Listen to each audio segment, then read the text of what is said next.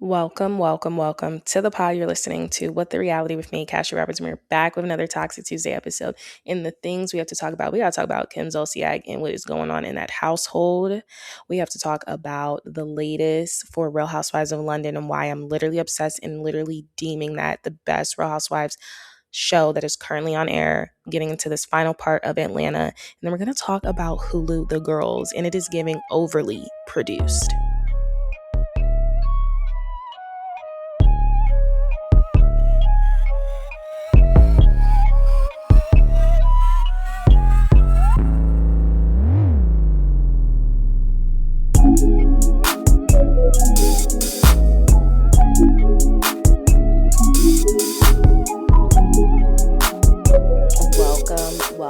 Welcome to the pod. You're listening to What the Reality with me, Cassie Roberts. We are back with another Toxic Tuesday episode. It is an eventful Tuesday because there has been a lot of stuff going on. How was you guys' weekend? I contemplate talking about this. First of all, binged Real Housewives of London. We're going to get into that. And I binged Hulu, The Girls. We're going to get into that. And then, of course, we're going to talk about Real Housewives of Atlanta. How was your weekend? I have been setting my intentions forward for, just dating, trying to be a bachelorette in the city, a girl in the city. I still don't think the city I'm currently living in is for me. And that's dating aside. Guys, not to say we had an active roster because I don't know.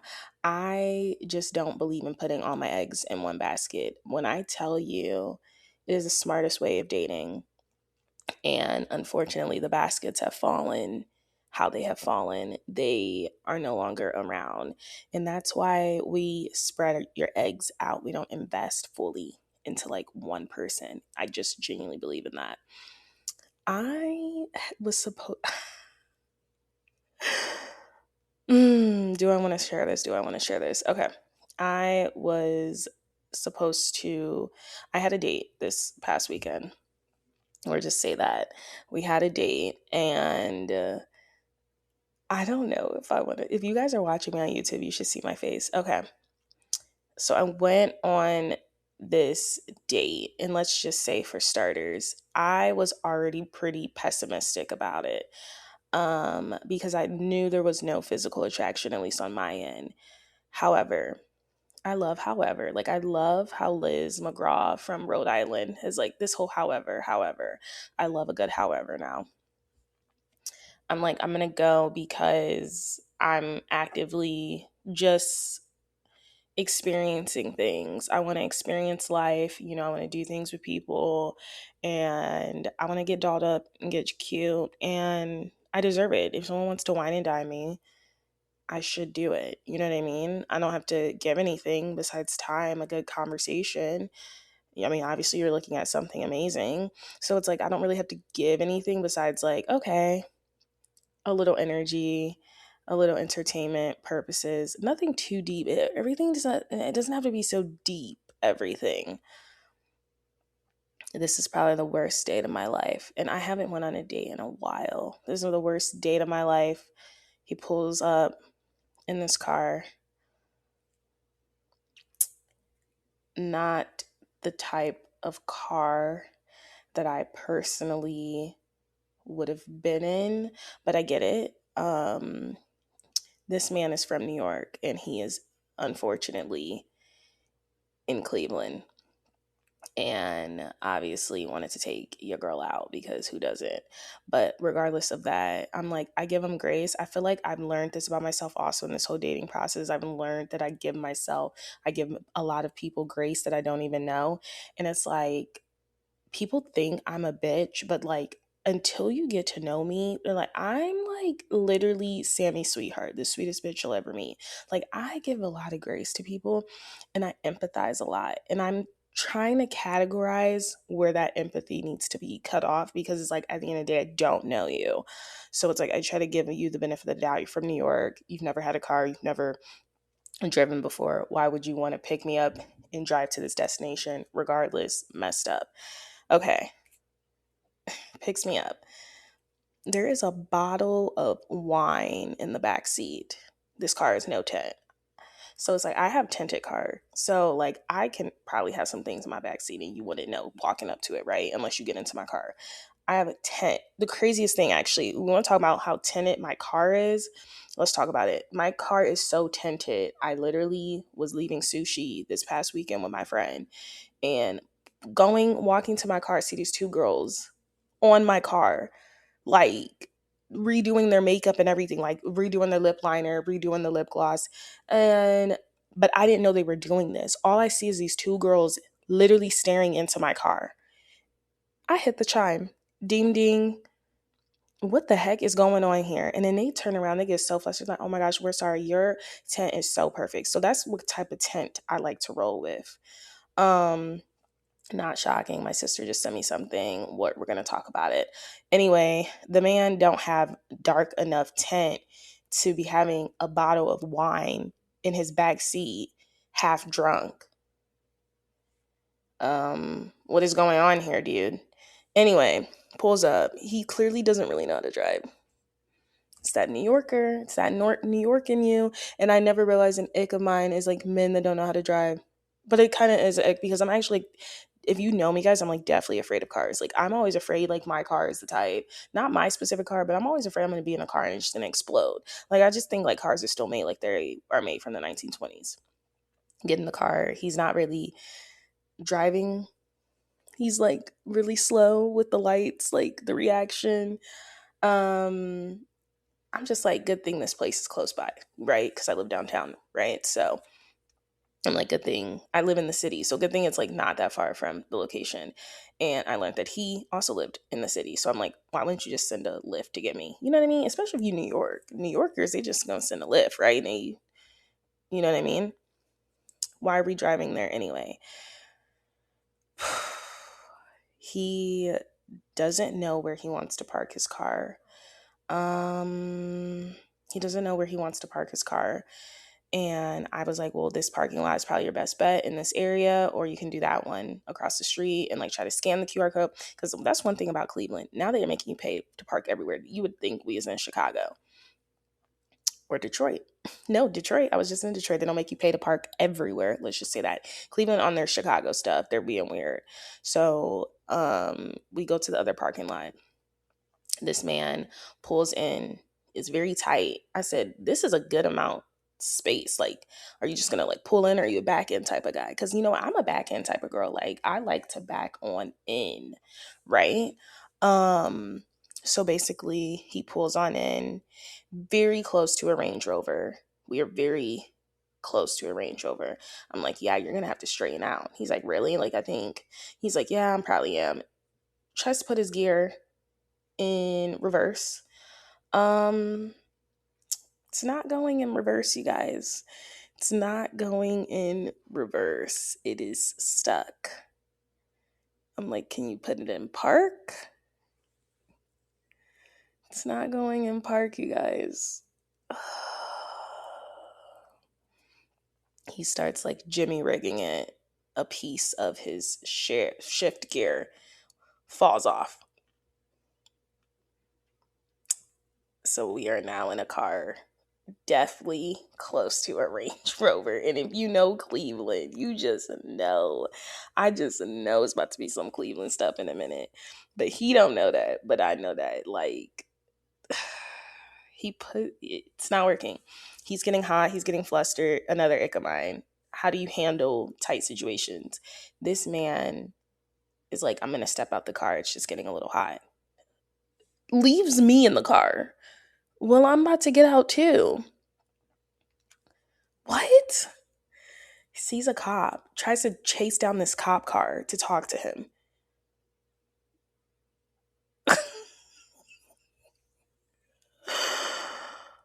Guys, I kid you not.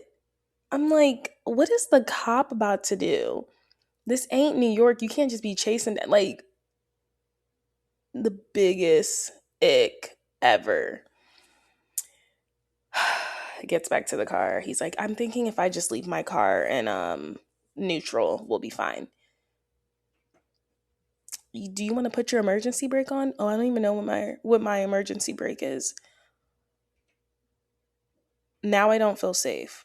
Um, what about your insurance? Can't they call AAA? Oh, I don't know what insurance I have. Mm. Some Cleveland stuff start happening. This girl come out, her Range Rover, she can't even get in the car. She's These guys is knocking on the car, talking about you need to move over so my friend can get in the car. I have to get out the car and basically talk them off the ledge because he's not handling it like a man. At this point, I'm outside the car talking to these people. The lady ends up climbing in her car. I'm just so glad her Range Rover wasn't, you know what I mean? Um, it was at that point I'm texting my friend. I'm like, yeah, I'm gonna need you to come get me. And the gag is, me and my friend both had dates, and we both said we would let each other know the vibes. Like, if we need to rescue one or another, what is it giving? So my friend thankfully was able to rescue me. And I told the guy, yeah, I'm gonna go. He was like, man, this is probably like the worst date ever, huh? Didn't even make it to dinner. I'm like, yeah, yeah. But this is what I've learned. The Instagram girls will always be better than me because they can actually go on dates with people they're unattracted to. And this is the gag. Like, no shade, no tea. I was just not attracted to him. I was just literally doing this because this man like blew up my phone. And honestly, not even blew it up. He's like texting me twice, but like I just am like, you know what? He wants to spend his money on somebody, let it be me. You know what I mean? And I just think this is an overall lesson because I should have never even went on the date because there was no physical attraction. So regardless if we did go through the date, had a nice time, I would have never seen myself growing any physical attraction for him. He's not an ugly guy. It's just not my type of guy. And that whole situation really just blew me because I had already had a dating situation happen this week where I've already had to cut off another guy. And so just cutting off two guys within the same week was honestly not on my bingo card, but I'm glad it happened before I'm fully invested. Regardless, we never made it to dinner. Me and my friend ended up going out, and having a good time. And it's just really funny how things happen. I just don't think you should be offering to drive someone if you don't even know how your car works. And especially if you're not from here. And then the gag is like, I thought he just moved here. Like, no, you've been here for 9 months. So this man has contacted me since, but his number is deleted. And I'm just not really interested in doing that. I'm not. The physical attraction really was not there. Um, and yeah, this is a lesson. Certain things I am above. I am above dating just because I want someone to spend money on me. And that's the realest thing that I feel like a lot of us women have to say. Like, I am above just dilly dallying just so someone can spend their coin on me. Like, I don't see how the girls do it or the girls that go to Dubai do it. Like, you know what I mean? Like, obviously, I wasn't going to do anything like Dubai crazy, like the Dubai stories I hear. But I'm just saying, like, there's certain women that just date for things, for experiences. And I don't think I'll be one of them because I have to literally be physically and emotionally attracted to you. And that's the one thing I will say with him is like, there was some emotional intelligence connection. But like I said, physically, if I look over to you and you look over to me and I look over to you and you look over to me, it's just not there. It's just not there, you guys. It wasn't there at all. And yeah, so that was like, we didn't even make it to a date. So I was like, damn, good thing I did bring my card and my ID because I had to pay for my own dinner that night. And it's okay. Pay week is coming up, but damn, I was really hoping I didn't have to pay for myself to eat something. But I was looking so good, I still wanted to go out. So I was glad, like, me and my friend are like DTL down to life at the end of the day. And that is the story. I don't share that many personal stories on this platform because we have to get right into the reality stuff. And you guys are probably like, ew, like, I don't want to hear this part. But it's like, honestly, just funny. Like, I am in my bachelorette era. So it's like kind of like on to the next. I'm really good at like decompartmentalizing. Is that the word? I'm really good at like not deeping it. I don't really like, at the end of the day, I think that I have such amazing skin And, the edges could be fuller, but I do have like healthy skin, and my hair is getting healthy because I laugh so much. And I think when you laugh, that's how you live longer. And I think it's so funny, this last week I'm looking forward to this week, because this week I just know it's going to be chaotic because I do have some events lined up this week. And it's like, it's just always something. But I do think the key to living a successful, stress-free, joyful life is honestly to laugh. And the fact that I'm not even going to tell you this other situation, maybe I'll save that for another episode. But the fact that this happened was kind of just like the cherry on a really disgusting Sunday of the week. And I had no choice but to literally laugh because it was just such an effed up week. Like, dating wise, okay? Like, it was just such a mind F. And the fact that this date happened this way is honestly hilarious to me. And that's why I can laugh about it now. No shade to the man.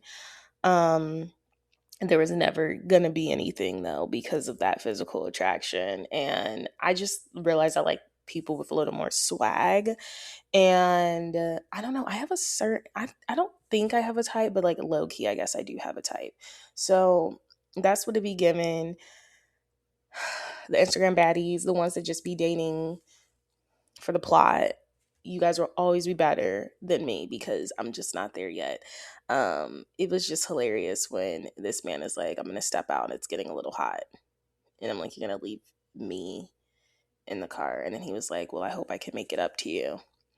I'm like, yeah, I don't think, I said I'm gonna have to let you know. It was just at that moment, I was just like, I don't think you're gonna see me again, like ever. You might see me out, but keep going. Don't stop to say hi to me. Let's move on to what the heck is going on. What's the reality? What the F is going on? I'll tell you what the F is going on. Kim Zolciak's son. Kim Zolciak's 15-year-old son is in some mess currently. Let's just go to the press and let's see what is going on. So he was basically charged. This is KJ. KJ is one of the twins. Or no, KJ is the oldest. He's the oldest son. So he's being charged as an adult right now for sexual battery. Let's get the full story up, because I remember reading this. I was just like genuinely confused. Okay, this is a 15-year-old KJ.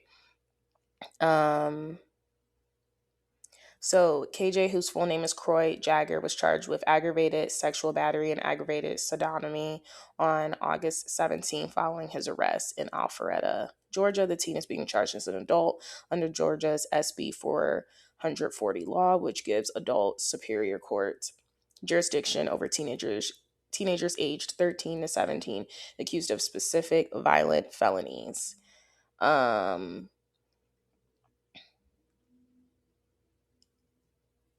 Unfortunately, this story is very weird, though, I will say. Kim and Khloe are both denying that this has even happened. Kim just told TMZ in a statement that the allegations being made against my son are nothing short of reckless and deeply troubling.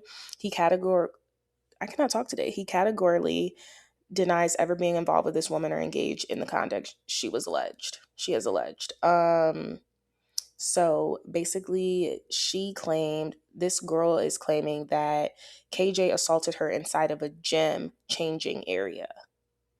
According to court docs obtained by TMZ, an officer was dispatched to North Fulton Hospital on April 24th, 2026 for a reported sexual assault. Police say the alleged victim, a teenage classmate of Khloe and Kim's son, and her father claimed the incident occurred one day earlier inside a nearby gym. Cops say the girl told them that she was hanging out the gym when she saw her friend Corey Bierman Jr., and he suggested they go to a co-ed sauna.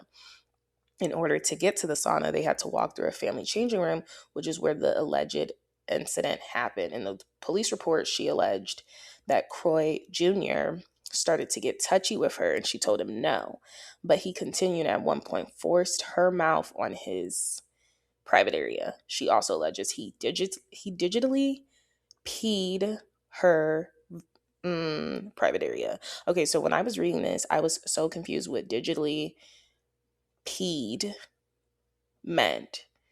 Digitally and penetrated. I think I could say it like that.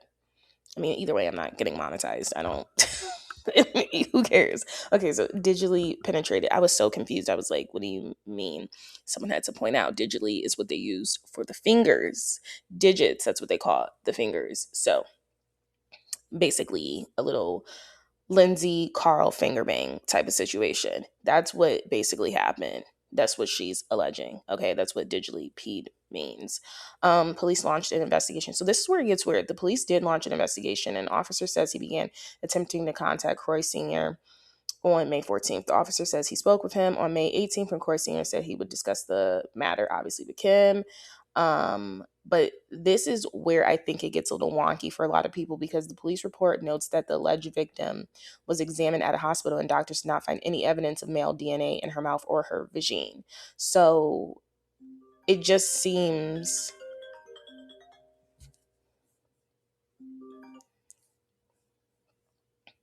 okay. Of course, my mom was calling. So yeah, it just kind of seems a little far fetched that this situation was happening. I'm not sure if it's true or not. Obviously, there's an investigation going on. So Kim is saying that he took a polygraph test, basically, and she's saying he took a polygraph test. So let me see. The allegations being made against my son are nothing short of reckless and deeply troubling. Um, my son voluntarily took a polygraph examination regarding these allegations and the impasse. Additionally, an examination was conducted and no DNA belonging to my son was found. We are also aware that this individual has made similar allegations involving two other people, which raises serious concerns that deserve to be carefully examined. Zolciak added, false accusations can have devastating consequences, not only for the person being accused, but also for genuine survivors of sexual assault and abuse. Every legitimate allegation deserves to be taken seriously and investigated based on the facts and evidence. At the same time, no one should be publicly condemned based solely on an act. So, like, obviously, we want to, of course, believe the victim, and hopefully, there's no, what is it called? I'm learning like new words. Tommy rot. Tommy rot basically means nonsense. Hopefully, there's no like just nonsense going on, and people aren't just lying on him because of like the mom, Kim Zolciak, and Croy Bierman, and like, you know, trying to get a story in or something. I'm really hoping that's not the case in this situation. However, I do think it's interesting that a police report was done and nothing was found, especially if she went to the cops like the day after and nothing was found. No DNA was found within her if she's saying this had happened, but they couldn't find any male DNA. So that is a little alarming to me that there has been no male DNA found. I don't know if she's waited, but like, I don't know. I don't know how that works.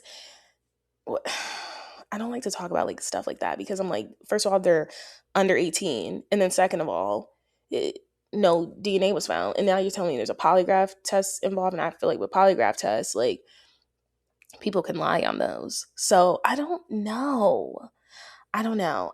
That is that situation. We also have to talk about this other weird viral situation that's going on. Texas Roadhouse is basically facing a ton of backlash. People are going on strike. The only thing Texas Roadhouse, in my opinion, is good for is the bread.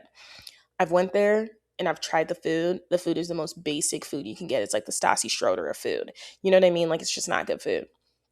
Texas Roadhouse, the only thing that they're known for is their buns and that cinnamon butter. Like, it is amazing, but they're basically facing backlash. There was this Facebook group found over 40,000 members, I believe.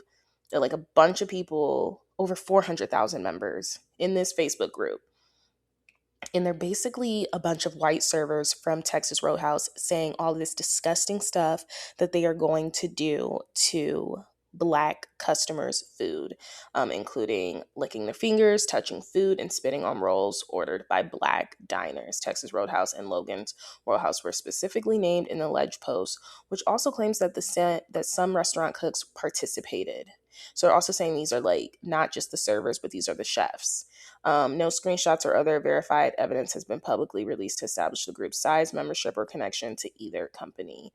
Um, but it's basically a private Facebook group literally called White and Proud. And now every time I go to Texas Roadhouse, I think I've went like in the past, like I've went once in the past year. Um, I got a Caesar salad with salmon. It was like the most disgusting Caesar salad ever. Like I said, this food is like not good. The only stuff they are known for and good for is literally the bread rolls. So I wouldn't be dining there anyway.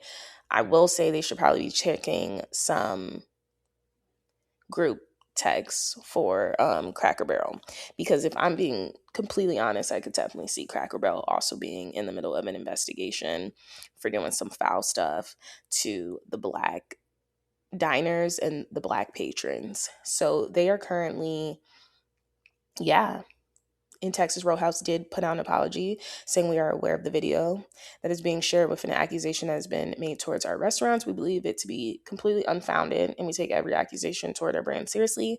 We are investigating this alleged abhorrent behavior, because that's what it is, and remain committed to treating every guest with a respect, dignity, and the legendary service they deserve.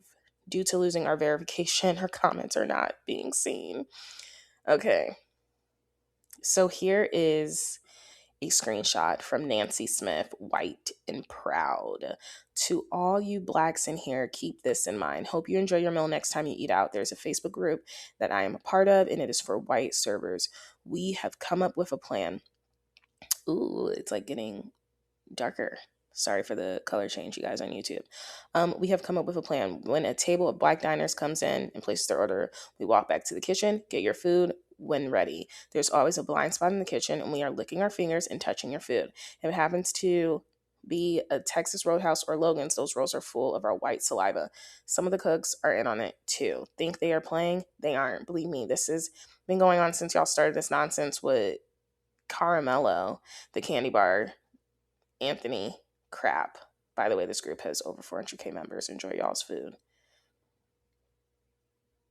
What candy bar situation? Yikes. I don't know what that is, but I don't know what else is going on besides Prince Harry and freaking Meghan Markle are moving back to the UK. There was a situation a couple of weeks ago about a Black professor in the UK that has been basically was caught dead, or not caught dead, but was found dead after basically the British media had made a whole mockery of his, whole academic career as a scholar and as a professor. Basically, the British media bullied him, claiming that he was plagiarizing, and yeah, a Black professor. And the British media really blew this up. And then a lot of people were like, Meghan Markle knew to get out, right? Now, a couple weeks later, the story is that Meghan Markle and Prince Harry are moving back to the UK. The only reason I genuinely think they are leaving California is because Archie and Lilibet, I think. Well, yeah. Archie and Lilibet are starting British school this September. Is that their children? Or is that the other people's children? Yeah, I think this is their children. Yeah. I think it's because their children are starting school this fall. So that's kind of why they're moving back. Otherwise, I don't think they would have moved back. I don't know if they're going to be, again, actively involved in The Crown, because I did watch The Crown on Netflix. I never finished it. I left off on, I think I had like 4 more episodes left, and I'm probably never going to finish it, but I don't know, I might finish it. The Crown really explained like everything very well to me, and like how it's all been, and like Princess Diana's like relationship with the press and stuff, and just like the British media. And it's honestly just a mess. So I do hope once Prince Harry and Meghan Markle move back. I hope her mental is okay, because the way they do talk about her, the racism, the misogyny, it's very cruel. And the crown, I just would love to be a fly on the wall for that conversation of, I think it's, we got to go back, we got to go back where we got these children, they are a part of the crown. And I just wonder how Meghan Markle feels. A lot. Meghan Markle's gotten so much hate. One, because she is a Black woman. Two, people were claiming she didn't know who Prince Harry was, or she knew. But if I'm being completely honest, I wouldn't have known who Prince Harry was. Like, I'm like, oh, maybe you look familiar, but I don't think I would have known either, because I don't think people realize when you're not really dialed in into that life, you really don't know. And this is someone that's obsessed with pop culture. I obviously knew about the Queen Elizabeth, like I knew about Princess Diana, but like, I don't know if I would know, like, if I'm meeting this man randomly, like, wait, this is Prince Harry, like, you know what I mean? And people were like, she knew who this man was and plotted on him and like pretended not to know him. But it was like, I don't think it's that case. Like, I just don't. I think Meghan Markle is a precious soul, and I think a lot of the hate she gets is because a lot of people cannot fathom that a Black woman was married to a white prince. That's really what it stands down to. And I think she's only gotten so much flack because she is a Black woman. And it's kind of like, how dare a Black woman, be a princess, or like not even a princess, a duchess. You know what I mean? Like, that's nothing. That's something that hasn't happened. As much as we love Bridgerton and we see all the scopes of, skin tones and diversities, Bridgerton is not a reflection of what it is in modern day in Europe. They are still very stuck in the times. Everything is very white, white, white. I wish it was like Bridgerton, and maybe I would romanticize the idea of becoming a princess even more, because I used to always want to be a princess. But it's not like that at all. It's actually very white. And did she call me again? It's actually like pretty white, if I'm being completely honest. So yeah, I think Meghan Markle, that's the only reason she gets so much flack, is because the people are like, how dare this Black woman, she's married to this prince, and then she's still complaining that she doesn't feel like appreciated, she doesn't feel supported under the crown, all of this stuff, when it's like, no, this is true. The crown, Queen Elizabeth and all of them, they were feeding stories to the press about her so they could protect themselves. Like, it's definitely very possible. And a lot of people say if Princess Diana was still around, her and Meghan Markle would very much be super close. So yeah. In other news, before we move on to some reality TV, I want to talk about, what did I want to talk about? I watched Buying Beverly Hills. I don't know if I ever talked about it on this show. It only got 2 seasons. It was out on Netflix. And I remember that Farrah was in a long-term relationship. Obviously, Farrah is Kyle and Mauricio's daughter. She's actually Kyle's daughter from a previous marriage, right?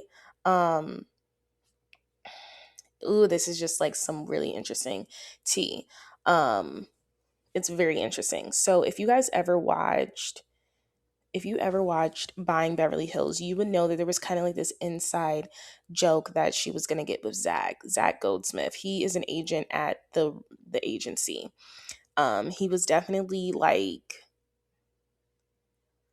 her dad's age, or Mauricio's age. He's definitely her dad, like Mauricio's age for sure. And Farrah's definitely, I think she's like 30 something, but it was a thing because it's like the second season she had broken off the engagement with the other guy because it just wasn't like any energy or reciprocity. Guys, what am I on today? I can't pronounce anything. There wasn't, like, they just didn't have a spark, in my opinion, but they had been together for a while. They were engaged, like, or they were working up to engagement. He finally proposed, and then she said things had shifted, like things had changed. So in the second season, she's like flirting a lot with Zach, but what we know about Zach is that Zach is married and has children. Okay.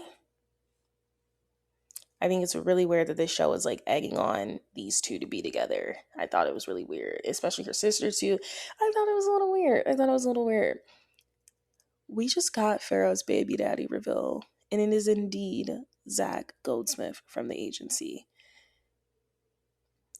This is insane. So I'm assuming he's no longer with his wife, but I'm pretty sure he has like 4 children with his wife. And they just revealed that they are having a son. So it's very, yeah, it's very weird. This lore is really weird because I feel like not a lot of people talked about buying Beverly Hills when it was out. So the fact that this is like happening is really interesting. We do know Farrah works at the agency. I just thought she was doing it the good old like, inject the sperm, but I don't know. That's really interesting. Um, I want to know how many kids Zach has. Let me see. Okay, Zach has 2 sons with his ex Jennifer Hamilton Goldsmith. So somebody said Jennifer Hamilton actually wished her congratulations, Farrah. So they must all be on good terms. But it was really weird because on Buying Beverly Hills, it just had seemed like they had a flirty banter, but I was just very confused with them. Like, isn't this a married man? Like, they had a very like flirty banter for it to be like a married man, and I was like, okay, yikes, I don't know what's going on. What's really funny is there's this Bravo blind item page on Twitter that a year ago, and I think their last season was like 2024, so maybe like 2 years ago, or maybe I think the last season was in 2025, but they didn't renew it because Netflix said it was just too much money to produce, which I can totally see. Basically, this Bravo T page was like, give it a year or 2 years from now, Farrah and Zach are going to get together. Zach's going to be having issues in his marriage, soft launching their relationship. Farrah's going to be there for him because they both still work at the agency, right? So, like what we saw on TV, so clearly something was real happening behind the scenes, right? It wasn't just production. We're going to talk about production very soon. So, this Bravo T page said that a year ago and then quoted it, said, told you guys, because we remember watching it and I thought it was weird. I don't know if anyone watched Buying Beverly Hills. I feel like not a lot of people did, but I was very uncomfortable with Buying Beverly Hills because I felt like even the one daughter, Sophia, I think, was like flirting with one of the agents and trying to get with them. And it was just like weird. It was just uh, like, girl, you were like my age, like trying to, and I was like 24. It's like, me and her, I think, are the same age. Like she's gonna be, I think she's 27 now. But that back then, you're like 24 and you're like flirting with these like 30 plus men, and not even 30, because I'm like, okay, that's a stretch. But I mean, at 24, you're flirting with like a 39-year-old. So it was just a little questionable. It was a little questionable. So I wasn't really a fan of the show. I thought it was a little weird, and I thought the whole Farrah and Zach thing was weird. I was like, okay, that's a little weird, especially if he's married. That's her baby daddy, and they are having a son, and it's like the first son in the freaking Umansky family. Those are all girls over there. Every single one of them are girls. So this is honestly like the Rob Kardashian, honestly, at this point. But I do think that is really weird. Other reality topics, Soraya and Joey Bad A have announced that they are no longer together. At least Soraya has. And it's not shocking to me because I always thought like this man was not good. I just sent on TikTok. My sister just sent it to me. Um, yeah, I'm not shocked. Unfortunately, she did have a kid by him though, but I'm not shocked that they're not together anymore. Repeated infidelity. Is that shocking? Nope. Um, Okay, let's see what her statement says. Soraya's like so gorgeous. You guys ever watch The Empire or Empire? That used to be my show on Fox. Okay, so she released a statement. She said there comes a point in a woman's life when choosing herself is no longer an option, becomes necessary. After much thought, I have made the difficult decision to end my engagement and relationship with the father of my child. Joey, I loved deeply, believe wholeheartedly in my life we were building and wanting nothing more to protect our family. They did begin dating in 2023, and they got engaged 2 years later in 2025. And she welcomed their kid, I believe, in 2024. Unfortunately, I also had to face a painful truth. There have been repeated infidelity There has been repeated infidelity throughout our relationship, including during some of the most vulnerable and meaningful moments of my life, aka pregnancy. I share this not for sympathy, retaliation, or to publicly tear anyone down. I share because too many women are taught to question themselves before they question what it is happening right in front of them. If your intuition is telling you something is wrong, listen to it. So here's the gag.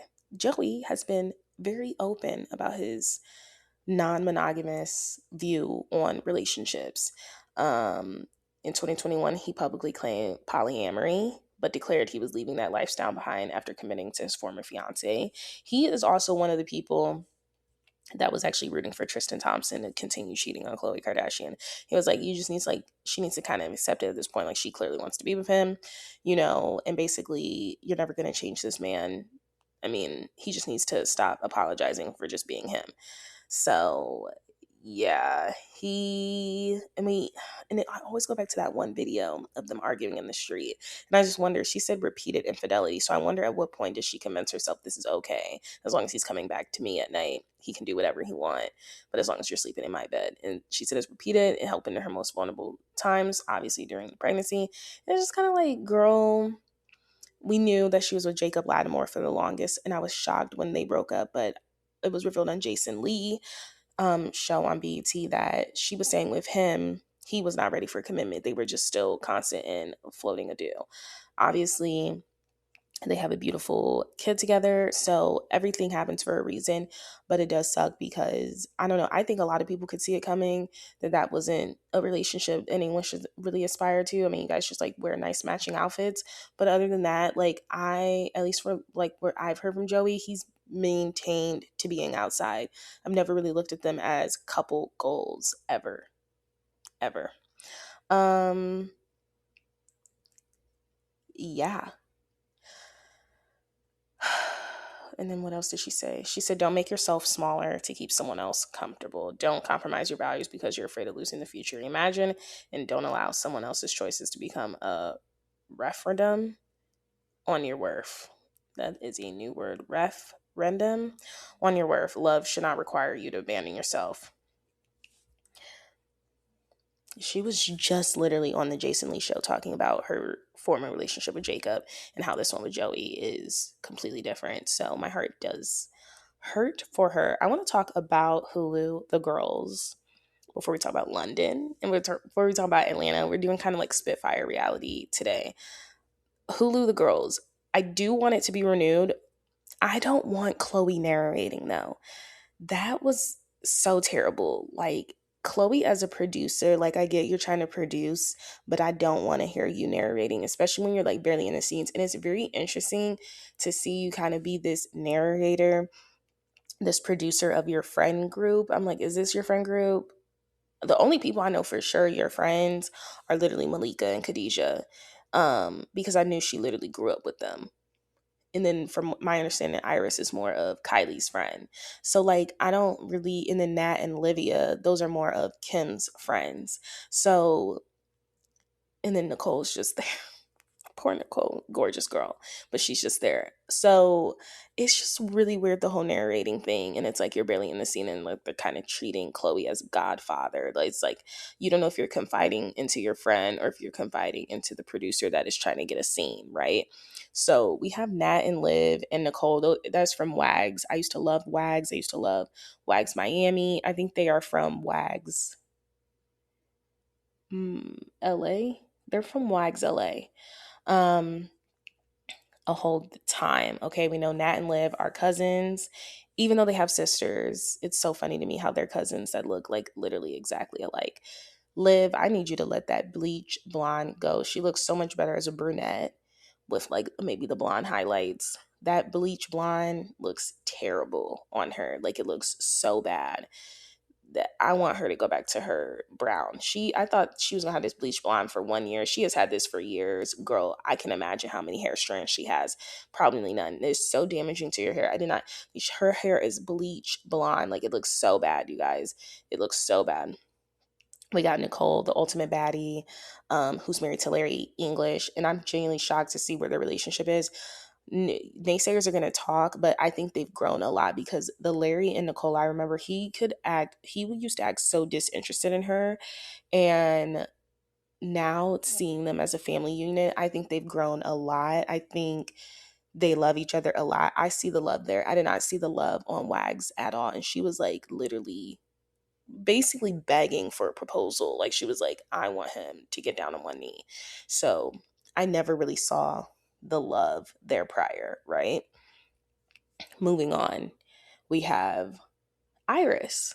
I really think Iris is that girl. Gorgeous. I love the hair. I love the outfits, the makeup, like everything. There's something about her that I genuinely like. I enjoy her. And then we got Khadijah and Malika. I know Malika for one. Her and Khloe are like this. That Malika has been around since they have been, well, both of them have been around, but I know Malika and Khloe, if anything, are probably like the closest. But she's known them since they were 16. Iris, I think she has known through Kylie. She said that. And then Nat and Liv were obviously through Kim. And I didn't know Nat curated Kim's social media feed, and that's how they became cool. Nat and Liv had a spinoff on E, and it was the most boring show. And I think I gave them a chance because I just thought they were like so gorgeous. And I'm like, I love that they're cousins, but they're like sisters, like more sisters than their actual sisters. Actually funny. But they are so boring to me. They are so boring, and I don't know why they constantly have a platform. They're so boring, and they're Canadian, so there's that.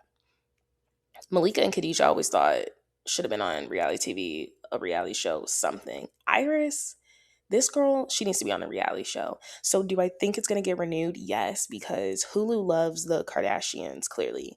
Um, I don't need the narrations. Iris is a little weird. She tries to set up her current friend Liv with her former husband. I think that was a little weird. I think it's weird that her current man gets the daughter from your former relationship tattooed on you. I think that was odd. And okay, so that's that. Iris and Nat clearly have something going on. Nat does not want anyone talking about her baby daddy, who we all know is Andre Drummond. Sorry if you didn't know. Now you know. You look you can look the kid, you can look the guy up. The kid looks just like him. But she sends a text message that kind of sets the tone of filming, and it's very sneaky. It's very like, please do not mention the father on here. I don't know why she's so like weird about that. She was weird about it on the spinoff show when she had just had her baby. She was really weird, like, don't mention his name. So I don't know if he's not claiming the kid, but they said he's following the Instagram of the kid. So I don't know why she's being weird about that. I don't know if there's a child custody thing going on. I don't know what's going on.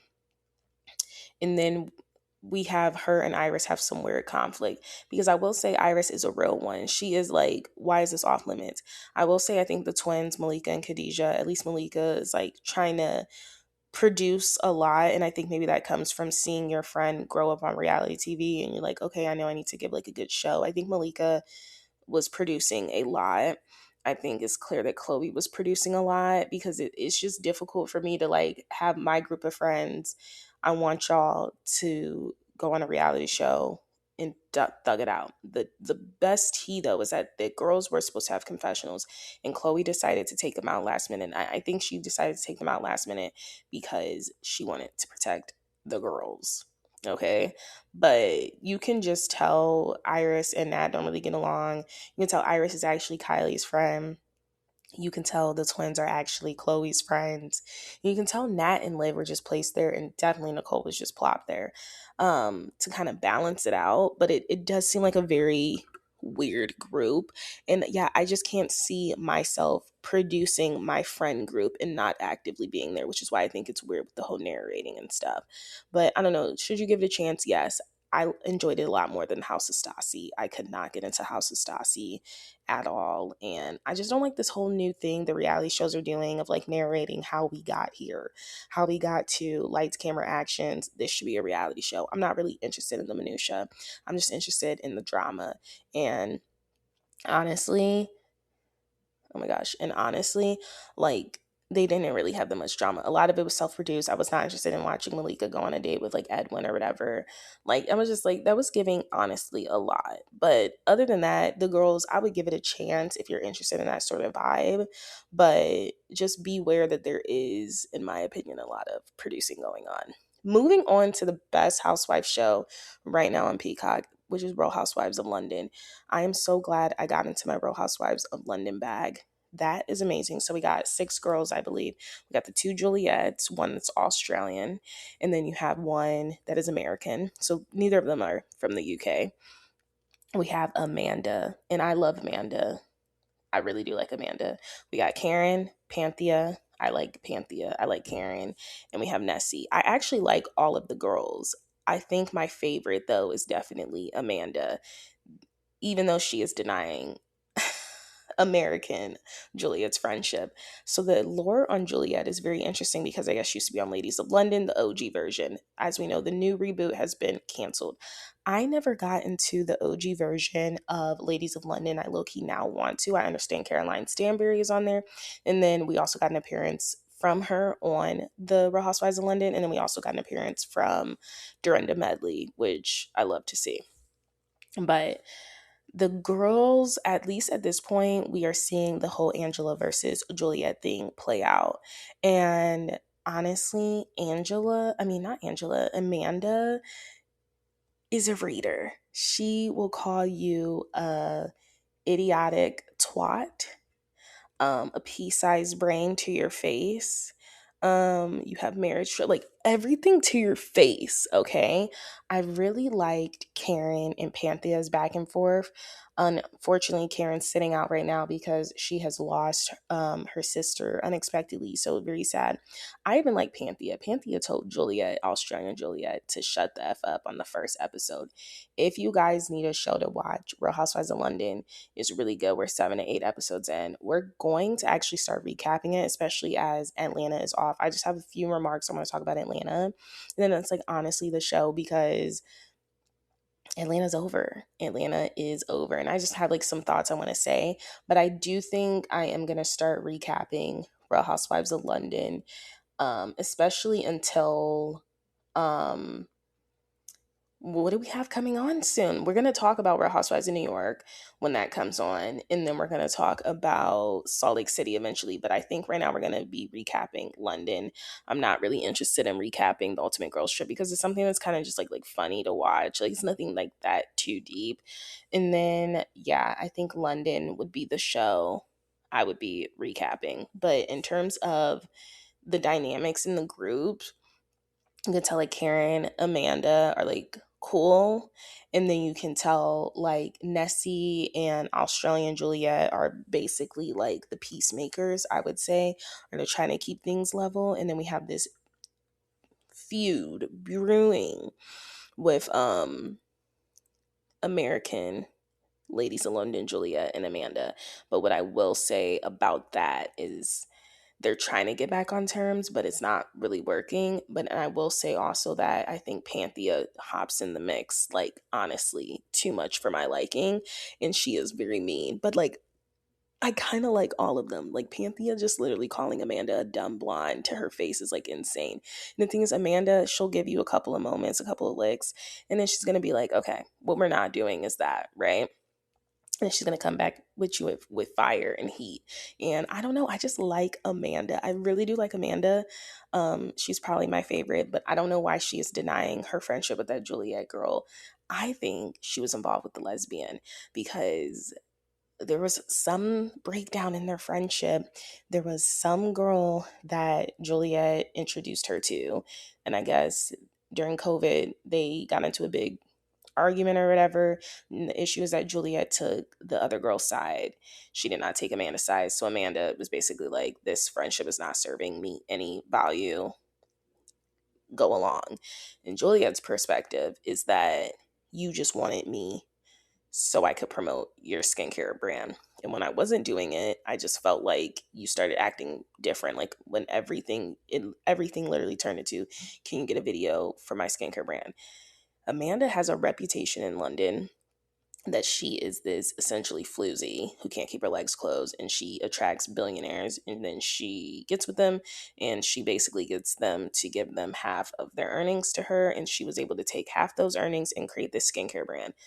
I don't know why she would get into skincare. I feel like getting into skincare is like one of the dumbest industries you can get into unless you are like someone with like reputable skin and like actually respected. So I don't see her skincare brand doing anything. That's like um Paris Hilton coming out with a skincare brand. Like, you can have good skin, but I wouldn't come out with a skincare brand. I would collab with skincare brands for certain products. I would never create a skincare brand unless I am literally the OG of skincare and like people come to me for skincare. Like, this is when you have just, it doesn't matter if you're Paris Hilton or Amanda from Europe. You're not going to be making that much money if you get into skincare or makeup. Like, what is the difference? It's like Victoria Beckham Beauty. I don't know who uses that, and I've seen the prices. Just because you're Victoria Beckham doesn't mean your makeup line's going to pop off. And quite frankly, I've seen your makeup. It's nothing I'm like, I need to buy it. This is where you get confused with the celebrity status and influencing status. Fenty Beauty has been able to maintain this certain level because of her marketing. And then I also feel like a lot of these brands, a lot of these celebrity brands, they don't use marketing anymore. This is why Sacred is so good, because of the marketing. Let's start with the name. The Sacred name is so sacred in itself, right? But there's only a very few celebrity brands that I feel like actually pop off and make it. People love Rare Beauty. People love Rem by Ariana Grande. People love Fenty Beauty. You know, there's certain brands, but I always say the best brands for makeup and cosmetics is literally the people that work in it. So like, you have the One Size, you have the Huda Beauty, you have those that aren't going anywhere because those are people that actually have worked in makeup. So they actually know what the people want. It's not just for them to put their name on something. So yeah, Amanda's starting a skincare business. It sounds like, I don't think it's going to be doing well that often. Let's move on to Real Housewives of Atlanta. I'm glad that it's over. I'm glad it's wrapped up. Unfortunate that Portia and Shamia cannot get on, good terms for one last time, one time for the two time. It is unfortunate that the show did get in the way of their friendship. But what I will say, it was more than just this season and the previous season. This has been a build up to this friendship breakdown for a long time. They have both been doing some shady stuff. I do think that the mothers not being on great terms has also contributed to that. It's just never was going to be what we thought it was going to be. And unfortunately, once Shamia was added on the show, it made it even a lot dicier. I think Shamia should stop apologizing next season. Shamia, I want you to come back and be on your FU. I want you to spend Gerald's money. I want you to live in freaking Sterling Hall. And I want you to pop it. And I want you to do your big one. I want you to host these extravagant parties. I want you to invite the ladies over for these extravagant dinners. And I want you to serve body tea and not giving an F. I genuinely do. I don't want her to give an F anymore, because giving an F is honestly getting you in the non-favors line. And it's like, I genuinely think she has the potential to be a fan favorite. I just don't want her to give an F anymore. Just take your feelings out of it. Be a vampire. Turn it off. Turn it the F off. Kelly, I want you to keep rage baiting the girls because I live for it. I think it was a little interesting that Jarvis is on, whatever his real name is. I think it's a little weird that he's on and making comments about the women.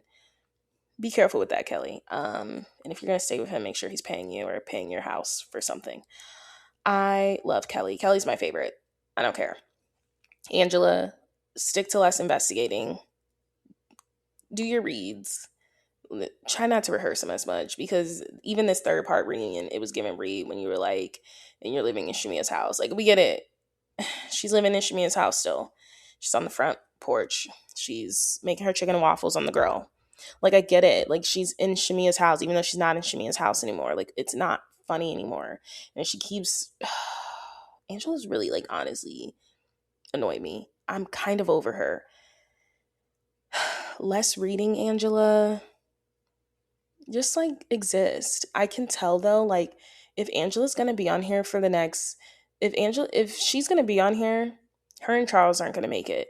There's gonna be some cheating scandal again. You heard it here first. She's really insecure about that relationship. Portia, I hope you happy Pride. Happy Pride, Portia. Portia look has came a long way as a Portia defender in the past, as a Portia low-key hater now, I guess I am. Portia has come a long way. She's done a full 180. You should be proud of her. We should all be proud of her. You know, she's come a long way. She's definitely working on her anger management. And yeah, she's definitely just like come a long way. I definitely think she is very seasoned now and she kind of knows what she's doing. So for me, it's kind of hard to trust that. I think though, I don't have anything negative to say about Portia. Everything I have negative about Portia is just people that I feel like are lapdogging her a lot, like Drew and Angela and even Phaedra. I do think they're being her lapdogs like a lot, but I don't really have anything negative about Portia. Like she didn't really annoy me. I just think like she does make up a lot of lies. And I can always tell when she's starting to lie because she starts to go off and she's like, well, I had, and she starts adding like little details. Well, I had met up with this person that is obviously not a part of the cast, but they were saying something. It's just like always a bunch of extra words. And I'm like, okay, where are we landing this airplane? Because I'm like, I can tell you're literally thinking of a lie right now. I'm just sick of them lying on Shamia and the bodies she has. So Shamia keeps sending out the cease and desist. But Portia, I don't know. Portia had a good season. She had a good season. She's a seasoned vet now. And I don't know if that's a good thing or a bad thing. But I definitely know I don't want it to be the Portia show anymore. I definitely don't want that. Drew, I do think you should probably like worry about getting full custody of your kids again. Maybe trying to look less like Portia and let it go. Phaedra, I'll have you back as a friend of. You don't really need to be a housewife. K. Michelle, I hope you took this experience. And K. Michelle and Pinky Cole, I hope you, Pinky Cole has been amazing. I hope Pinky Cole comes back. I'm afraid she's not going to come back, but I hope she comes back. K. Michelle, I hope you learn your lesson that you don't need to get ahead of everything. Kind of just let people show you who they are. And if it is a plot, if it is a scheme, trust and believe the Bravo audience will find out for you. And we'll probably make a TikTok about it. But other than that, I thought it was a really good season. I'm hoping this entire cast comes back for the next season because I just think we need a good 2 seasons with the same cast before things do start getting a little dry. I think this is a really good cast and I'm looking forward to the feud of next season, which will definitely be the Standard versus the Fangie. Angela and Kelly are going to have an epic feud next season and I'm here for it. I am here for Shamia hopefully making amends with some of the girls in the group, including K. Michelle. I think her and K. Michelle can get back together on good terms. And I mean, I always hope that her and Portia can, but I just, how do you come back from the mothers, the kids, the sleeping, and you don't really come back from that. So I'm hoping they can coexist and it not be awkward. But we shall see. That was a spectacular season 17. I'm hoping for maybe a Nene cameo next season. And I don't know, I don't want any new housewives. I want this group. I want to simmer with this group. But if I had to get rid of one person, it would be Drew Sidora. Thank you so much for listening to What the Reality with me, Cassia Roberts. And this was your Toxic Tuesday episode. I will see you guys next Tuesday. Bye.